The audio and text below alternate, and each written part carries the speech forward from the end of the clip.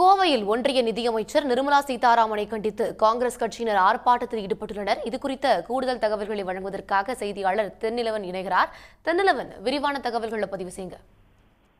நிச்சயமாக. அதாவது ஜிஎஸ்டி தொடர்பாக தனது கருத்தை தெரிவித்திருந்த கோவை அன்னபூர்ணா உணவகத்தின் உரிமையாளர் சீனிவாசனை சமீபத்துல பாத்தீங்கன்னா ஒன்றிய நிதியமைச்சரிடம் மன்னிப்பு கேட்கும் வீடியோவை பாஜகவினர் இணையத்துல வெளியிட்டிருந்தாங்க.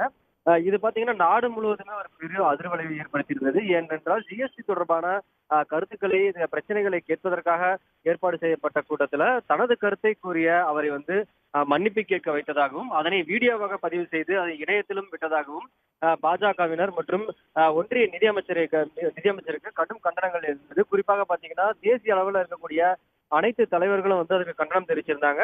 இந்த நிலையில ஒன்றிய நிதியமைச்சர் நிர்மலா சீதாராமன் மற்றும் பாஜகவினரை கண்டித்து கோவை காந்தி பார்க் பகுதியில காங்கிரஸ் கட்சியினர் கண்டன ஆர்ப்பாட்டத்தில் ஈடுபட்டு வராங்க.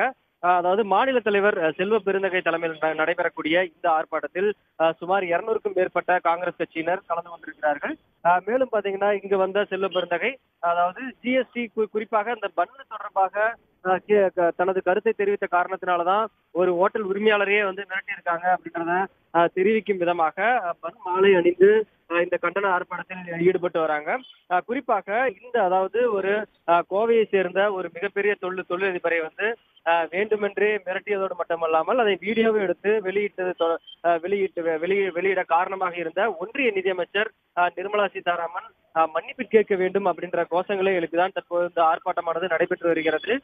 மேலும் தொடர்ந்து பாஜக அதே போல ஒன்றிய நிதியமைச்சர் மற்றும் வானதி சீனிவாசனை கண்டித்து இங்க கண்டன கோஷங்கள் எழுப்புவதோடு அவங்களை கண்டித்து இங்க தலைவர்களும் பேசிட்டு வராங்க. விவரங்களை வழங்கியமைக்கு நன்றி தென்னிலவன். உடனுக்குடன் செய்திகளை தெரிந்து கொள்ள சன் நியூஸ் பெல் ஐகானை கிளிக் பண்ணுங்க.